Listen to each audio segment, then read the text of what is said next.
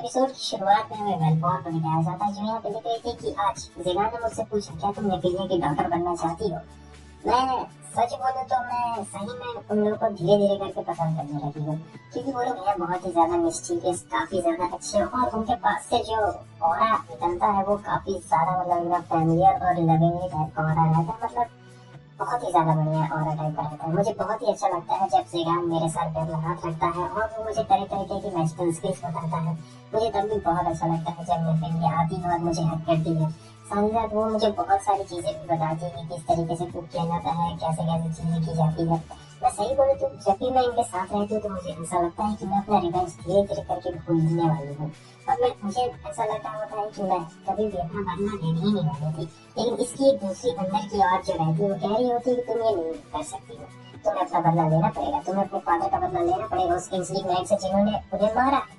अब यहाँ पर ये फैसला लेती है कि अब बहुत ज्यादा हो गया, मैंने यहाँ पर बहुत दिन वहाँ पर वक्त बिता लिए है, तुमने जो भी कुछ किया ज़ेगान, इसके लिए तुम्हारा बहुत बहुत शुक्रिया, लेकिन अब मेरा यहाँ से निकलने का वक्त आ चुका है। मुझे बहुत अच्छा था कि तुमने मुझे अपनी डॉटर जैसा माना, लेकिन अब मुझे भी अपना कुछ डिसीजन लेना पड़ेगा। और यही कहने के बाद वो वहाँ से चली जाती है।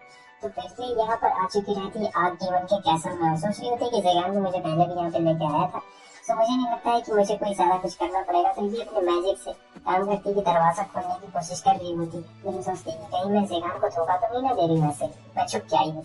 तब तक पीछे से आवाज आती है कि मुझे नहीं लगा था कि एक आर्ग्यूमेंट की जगह पे कोई बंदा भी यहाँ पे ऐसा होगा, और हमें दिखाया जाता है उसी इंस्लिक नाइट पर जो कि वहाँ पे रहता है, कह रहा था कि तुम यहाँ पे क्या कर रही हो बच्ची। और फिर उसे देखने के बाद वो उसकी स्वॉर्ड को पहचान चुकी रहती है, क्योंकि उसकी स्वॉर्ड सेम रहती है और उसे एकदम चेहरा भी याद रहता है जो कि पूरा खून में लिपटा हुआ था उस वक्त पहले तो बात रहा था। और यहाँ पर ये कह रहा होता है कि तुम कौन हो छोटी बच्ची, मुझे तो नहीं लगता है कि मैंने तो पहले कभी देखा है। फिर जो वेलकॉन रहती है डायरेक्ट उस मामला करने के लिए आती है और कहती है कि मैं तुम्हें नहीं छोड़ने वाली हूँ, लेकिन तब तक वो अपनी स्वॉर्ड निकालता उसे मारने के जा रहा होता है। इससे ज़ेगान की बात अच्छी तरीके से याद रहती है कि तुम एक स्वॉर्ड बिल्डर को नहीं हरा सकती हो, खास करके एंजेलिक नाइट को तो बिल्कुल नहीं हरा सकती। वो उसे मारने वाला रहता है, तब तक ज़ेगान आ चुका रहता है और कहता है कि मैंने पहले ही कहा था ना तुमसे अपनी लिमिट में रहो, तुम यहाँ पे क्या कर रहे हो। और फिर वो कहना होता है कि ओ एक आग डीमन, तुम मेरा हमला रोक सकते हो, मानना पड़ेगा तुम काफी ताकतवर हो। वो कहती है कि ज़ेगान आके तुम यहाँ पे क्या कर रहे हो, और फिर ज़ेगान उससे कह रहा होता है कि मैं इसके बारे में तुम्हें बाद में बताऊंगा। असल में बारबरोस मुझे यहाँ पर लेके आया है क्योंकि उससे कुछ गड़बड़ लग रही होती है। अब तुम यहाँ पे शांति से रहो और चुपचाप यहाँ पे खड़े होकर तमाशा देखो, समझी। और हाँ तुम यहाँ पे क्या करते हो, मैंने तुमसे पहले कहा था कि अपनी औकात में रहो। और इधर हमें दिखाया जाता है कि वो तुरंत ही आती है, ज़ेगान के गले लग जाती है और रोने लगती है। बारबरोस को भी हमें दिखाया जाता है, वो भी यहीं पे रहता है। तो नेपिलिया वहाँ से कह रही होती है क्या सब चीज ठीक तो है लॉर्ड ज़ेगान, और फिर ज़ेगान उसे कह रहा होता है कि हाँ सब चीज ठीक है, तुम बस हमारा इंतजार करो, हम लोग तुरंत ही आ जाएंगे। तो अब इसके बाद यहाँ पे लड़ाई होने वाली रहती है और वो कह रहा होता है कि मैं तुम्हें नहीं छोड़ने वाला हूँ ज़ेगान, आखिर ये तुम्हारी क्या लगती है, कौन है ये। तब ज़ेगान उसे कह रहा होता है कि ये मेरी कोई लगती नहीं है, ये मेरी डॉटर है, समझे, और तुम इस पे हाथ बिल्कुल नहीं उठा सकते हो। तब वो कह रहा होता है तब अच्छा, तब तुम्हारे पास बढ़िया रीजन है मुझसे लड़ने के लिए, आ जाओ चलो दो हाथ करते हैं। तो ज़ेगान भी यहाँ पे रेडी रहता है, कह रहा होता है कि ठीक है, मुझे लगता है कि तुम मरने के लिए बहुत ज्यादा उतावले हो। तो यहाँ पर वो अपनी स्वॉर्ड की पावर दिखा रहा होता है, इसका स्वॉर्ड प्यूरिफिकेशन वाला रहता है। प्यूरिफिकेशन यानी सारी बुरी एनर्जीज को खत्म कर देगा, और हमारे ज़ेगान के पास तो बुरी एनर्जीज ही रहती है। और ये कह रहा होता है कि आर्क डीमन को हराने के लिए मेरा स्वॉर्ड ही काफी है, क्योंकि एक स्पेशल टाइप की ये सारी स्वॉर्ड्स रहती है ना, इसीलिए।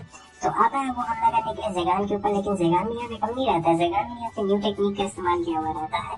तो उसे लग रहा होता है कि इसका जो मान है ज़ेगान का वो खत्म हो जाएगा, क्योंकि स्वॉर्ड बहुत ही ज्यादा ओवर पावर रहती है। लेकिन नहीं, ज़ेगान ने पहले भी बहुत सारी स्वॉर्ड्स का सामना किया रहता है एंजेलिक नाइट से, और साथ ही साथ उसने बहुत सारी प्रैक्टिस भी की रहती है। मतलब एक नया टाइप का इसने स्पेल बनाया रहता है। ये जो स्पेल रहता है इसका माना इतनी जल्दी खत्म नहीं होने वाला है, क्योंकि अगर ये नॉर्मल वाला ज़ेगान या बारबरोस अगर इससे लड़ रहा होता तो वो लोग कब के कट चुके रहते हैं दो हिस्सों में। लेकिन ये ज़ेगान का नया टेक्निक रहता है जो काफी खतरनाक रहता है, इतनी आसानी से वो भी हार नहीं मानने वाला था। पहले भी आ रहा होता है उस पर हमला करने के लिए, और बहुत ही खतरनाक तरीके से उस पर हमला कर रहा होता है। जैसे कि देख सकते हैं हमला काफी ज्यादा भयंकर टाइप का रहता है, मगर ज़ेगान भी इतनी आसानी से हार नहीं मानने वाला था। वो भी लगातार उसके हमले को डॉज कर रहा होता है और जब भी मौका मिलता है उसे पंच मारने की कोशिश कर रहा होता है।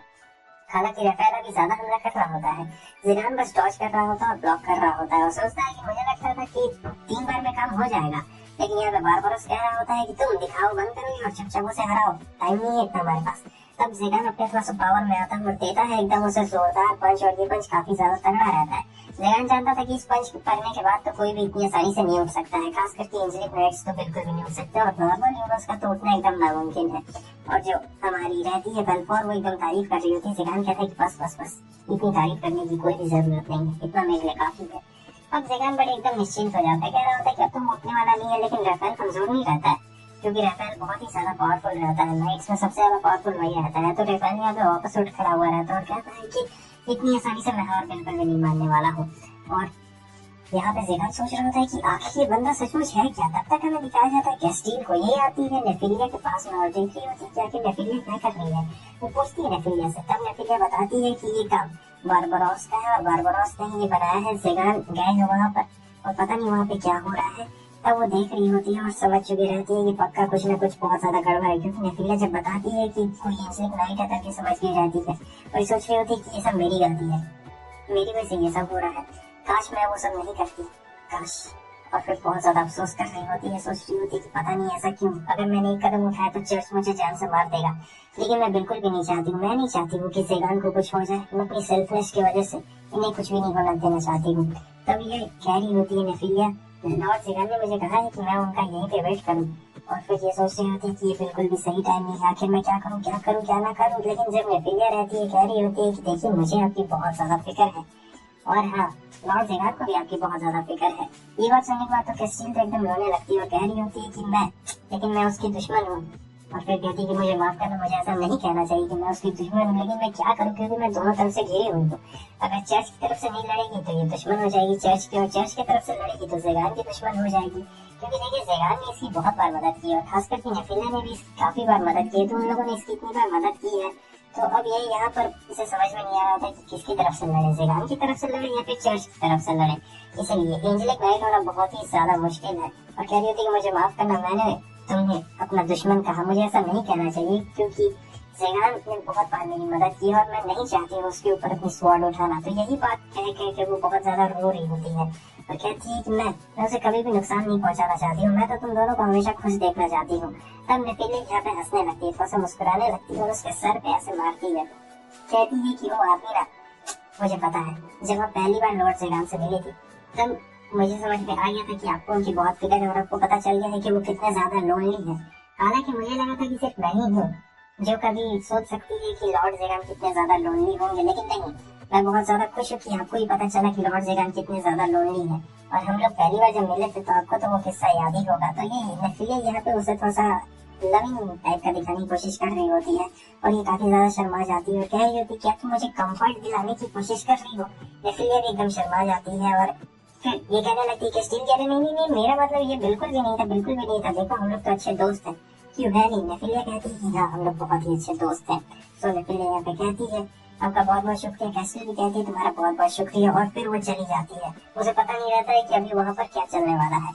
आगे हमें दिखाया जा रहा होता है कि ये लोग काफी ज्यादा हैरान होते हैं और ये लोग हैरान इसलिए रहते हैं क्योंकि जो राफेल के चोट के निशान रहते हैं वो पूरी तरीके से हील हो रहे होते हैं, जितना भी रहता है सब हील हो जाता है। ये ज़ेगान भी देख के हैरान हो चुका रहता है और इसे समझ आ गया था कि वो ड्रैगन फ्लैश खाने का जो रूमर्स था वो बिल्कुल सच है, क्योंकि उसे खाने के बाद वो पूरी तरीके से हील हो जाता है। इसलिए वो कह रहा होता है वेलफोर से कि इसके लिए पनिशमेंट तैयार रखना, जो भी इसके लिए पनिशमेंट होगा। सो अब यहाँ पे वेलफोर अपने फादर का नाम बताती है, उनका नाम ऑर्बरोस रहता है और वो एक लेजेंडरी ड्रैगन रहता है, समझे। तो वो यहाँ पे इसके ऊपर एम करके कह रही होती है कि तुमने मेरे फादर को मारा है और मैं तुम्हें इसके लिए बिल्कुल भी नहीं छोड़ने वाली हूँ। आज ज़ेगान को पहली बार पता रहता है कि इसके फादर एक लेजेंडरी ड्रैगन है। इसे तो लग रहा था कि कोई नॉर्मल सा ड्रैगन होगा, लेकिन नहीं, वो एक लेजेंडरी ड्रैगन है। मगर उसे देख के सोचता है कि क्या इसने सचमुच इसके फादर को मारा होगा। फिर यहाँ पर ये बताना शुरू कर दिया कि मेरे फादर ने हमेशा से इंसानों की मदद की थी, वो कभी भी उनका बुरा नहीं चाहते थे। और फिर एक दिन मैंने देखा कि एक एंजेलिक नाइट का ग्रुप उनके पास आया है। मेरे फादर उन एंजेलिक नाइट्स के साथ कहीं दूर चले गए, लेकिन फिर वो वापस ही नहीं आए। तो 7 दिन बीत जाने के बाद मैंने उन्हें ढूंढने की कोशिश की और बहुत दूर ढूंढने के बाद मुझे पता चला कि एक स्वॉर्ड है और वहाँ मेरे फादर मरे पड़े हैं। और फिर मुझे अभी भी वो भयंकर चेहरा याद है जो उन्हें खा रहा था, और वो चेहरा किसी और का नहीं बल्कि इसी इंसान का था। मैं इसे बिल्कुल भी नहीं छोड़ने वाली हूँ। मेरे फादर ने बहुत बार इंसानों की मदद की, लेकिन तुमने उन्हें धोखा दिया और ये चीज के लिए मैं तुम्हें कभी भी माफ नहीं करने वाली हूँ। अब रफेल को पता चल गया रहता है कि वो किसकी डॉटर है, तो कहता है कि अब तो लगता है तुम्हें मारना जरूरी है। वो आता है हमला करने के लिए, लेकिन बीच में ज़ेगान भी रहता है और कह रहा होता है कि नहीं, इतनी आसानी से तो ये सब नहीं होने वाला है। तो बार बार दोनों में टकरार हो रहा होता है और रफेल सबसे ताकतवर एंजेलिक नाइट भी रहता है। वेलफेयर को यहाँ पे बहुत गुस्सा आ रहा होता है और वो अपनी पावर्स को कंट्रोल नहीं कर पा रही होती है। ज़ेगान उससे कहता है कि नहीं ऐसा मत करना, लेकिन फिर भी वो हमला कर देती है और ये हमला बहुत ही ज्यादा फ्लैशी और काफी ज्यादा खतरनाक होता है। लेकिन तब तक हम देखते हैं कि कैस्टील आ जाती है और दोनों के हमले को एक साथ ही रोक लेती है और कह रही होती है कि सर रफेल बस बहुत हो गया। बारबारोस सोच रहा था कि वो तेरी की, मैंने तो पोर्टल खुला ही छोड़ दिया था, इसलिए ये यहाँ पे आ गई। अब ज़ेगान यहाँ पे सोच रहा था कि ये तो कमाल की, इसने वेलफेयर और रफेल दोनों के हमले को एक साथ रोक दिया। तो कैस्टील यहाँ पे कह रही होती है कि देखो, हमने कभी भी ढंग से बात नहीं की, लेकिन अब मुझे लगता है कि ढंग से बात करने का वक्त आ चुका है। और ये सारी बातें वो वेलफेयर से ही कह रही होती है। ज़ेगान वेलफेयर के पास में आ जाता है और कह रहा होता है कि हाँ, हमें सभी चीजों को शांति से सुलझाना चाहिए। तब वो दोनों थक चुके रहते हैं तो दोनों बैठ जाते हैं। ज़ेगान कहता है देखो, मैं एक इविल सॉर्सरर हूँ, तो मुझे फर्क नहीं पड़ता है, चाहे तुम नाइट्स मरो चाहे जिंदा रहो, मुझे इससे कोई भी फर्क नहीं पड़ता। अब तुम मुझे बताओ कि आखिर बात क्या है। और ये लोग ध्यान से सुनना चाहते थे कि आखिर सचमुच क्या, इसने मारा है इसके फादर को या फिर नहीं मारा है। तो अब ये कुछ भी बोल नहीं रहा होता है, चुपचाप यहाँ पे बैठा हुआ रहता है और ये कह रही होती है कि प्लीज। तब ज़ेगान से कहता है कि तुम इसके बीच में इन्वॉल्व बिल्कुल मत हो, तुम्हारा इन्वॉल्वमेंट इसमें अच्छा नहीं है। लेकिन ये कह रही होती है कि नहीं, ये विश्वास करना थोड़ा सा मुश्किल है, लेकिन मैं सचमुच इन सभी के पीछे। और फिर ये बताना शुरू करता है कि उस दिन जो हमारी कैस्टील को लेटर मिला था, वो उसके पीछे किसी और का नहीं बल्कि रफेल का ही हाथ रहता है और बहुत सारी चीजें रहती है। वो धीरे धीरे करके उन्हें बता रहा होता है, लेकिन अचानक से यहाँ पर इन्हें कुछ महसूस हो रहा होता है। यहाँ पे इन्हें हमेशा महसूस हो रहा होता है ये एक पावर रहती है जो कि बहुत ताकतवर डीमंस या फिर क्रिएचर से बाहर निकलती है, तो इसे मियाशमा भी कहा जाता है, समझे। तो ये बहुत ही खतरनाक रहता है और हमें दिखाया जाता है एक गोलम को। इस गोलम को देखने के बाद यहाँ ज़ेगान को याद आ चुका रहता है उस डीमन के बारे में जो कि उस दिन केव में निकला था। और ये काफी डर गया रहता है क्योंकि इतना ज्यादा पावरफुल रहता है कि अकेले इन सबको मार सकता था। साथ ही साथ वो जो गोलम रहता है वो अपने आसपास के एरिया से और बाकी लोगों से माना एब्सॉर्ब कर रहा होता है, मतलब ह्यूमन की एनर्जी भी ड्रेन कर सकता था और उन्हें मार भी सकता था। तो ज़ेगान को यहाँ पे डर लग रहा होता है क्योंकि ये तो बच भी सकता है, लेकिन जो कैस्टील है और वेलफेयर है वो लोग तो बच्चे हैं, वो लोग नहीं बच सकते हैं। तो आखिर अब यहाँ पे क्या होने वाला है। तो ज़ेगान अपने क्रेस्ट का इस्तेमाल करता है क्योंकि ये तो आर्क डीमन का मेंबर रहता है। तो क्रेस्ट का ये जब इस्तेमाल करता है, कहता है कि वापस चले जाओ, लेकिन वो उसकी बात ही नहीं मान रहा होता है। वो गोलम बड़ा ही अजीब टाइप से रिएक्ट कर रहा होता है, जैसे कि इन पे हमला करने वाला है। फिर ये अपना सर घुमाता है और बहुत ही बड़ा चेहरा खोलता है। फिर एकदम खतरनाक वाली बीम यहाँ पे इनको छोड़ देता है। तो ये बीम काफी ज्यादा खतरनाक होती है। सब लोग तो एकदम साइड में हट चुके रहते हैं, मगर दिक्कत की बात ये रहती है कि जो वेलफेयर है वही बीच में रहती है क्योंकि उसे एकदम रिएक्शन टाइम ही नहीं मिला हुआ रहता हटने का। और फिर हो जाता है वहाँ पे बहुत बड़ा धमाका और सब चिल्ला के कह रहे होते हैं वेलफेयर। तब तक धुआं छट चुका रहता है और हम देखते हैं कि रफेल कैसे वेलफेयर के आगे आ चुका रहता है और उसमें पूरा हमला अपनी तरफ ले लिया रहता है। वो हमला इसके हार्ट के बहुत पास से गुजरा था, इसका मतलब कि कभी भी मारा जा सकता है। तब ये ज़ेगान देख रहा होता है और कह रहा होता है कि मैं इस गोलम को बिल्कुल भी नहीं छोड़ने वाला हूँ। तो अब ज़ेगान काफी ज्यादा गुस्से में रहता है। वो वापस से अपने नए स्पेल का इस्तेमाल करता है और फिर से देता है उसे एक बहुत ही जोरदार हमला। और ये वाला जो हमला रहता है काफी ज्यादा खतरनाक लगा रहता है। गोलम खत्म हो चुका रहता है, वो इसके पास में आता है और कह रहा होता है कि तुम्हारा बचना मुश्किल है क्योंकि हार्ट के पास से गुजरा है वो हमला, तुम कभी मर सकते हो। वेलफेयर कह रही होती कि आखिर तुमने ऐसा क्यों किया, और ये लोग पूछ रहे होते कि बताओ आखिर सच बात क्या है। तब ये कहता है कि मेरा काम पूरा हो चुका है, तुम्हें जानने की कोई भी जरूरत नहीं है, समझे। लेकिन जो ज़ेगान रहता है इतनी आसानी से नहीं छोड़ने वाला था। कह रहा होता है कि मुझे सारी सच्चाई बताओ क्योंकि अभी नहीं तो बाद में रफेल खत्म ही होने वाला था, उसमें ज्यादा एनर्जी नहीं बची हुई रहती है, वो कभी भी मर सकता है। और इसे काफी ज्यादा बुरा लग रहा होता है कि आखिर इस एंजेलिक नाइट ने मुझे क्यों बचाया। तो बस दोस्तों इसी के साथ एपिसोड खत्म होता है। और हाँ, सब्सक्राइब जरूर कर देना यार, सब्सक्राइब करना बिल्कुल नहीं मत भूलना, तुम लोग भूल जाते हो, अच्छा नहीं लगता यार। जल्दी से 150,000 करवा देना, क्या जाता है। जुलाई से वैसे भी न्यू आने वाले हैं तो मैं सबसे पहले तुम लोग के लिए लाऊंगा। और फिर तुम लोग सब्सक्राइब नहीं करोगे तो फिर तुम्हें जल्दी देखने को नहीं मिलेगा। तो तुम्हारे ऊपर है, और सेकंड चैनल पे जाके देख लो, मैंने जो डाला है नहीं देखा है तो जाकर देख लेना।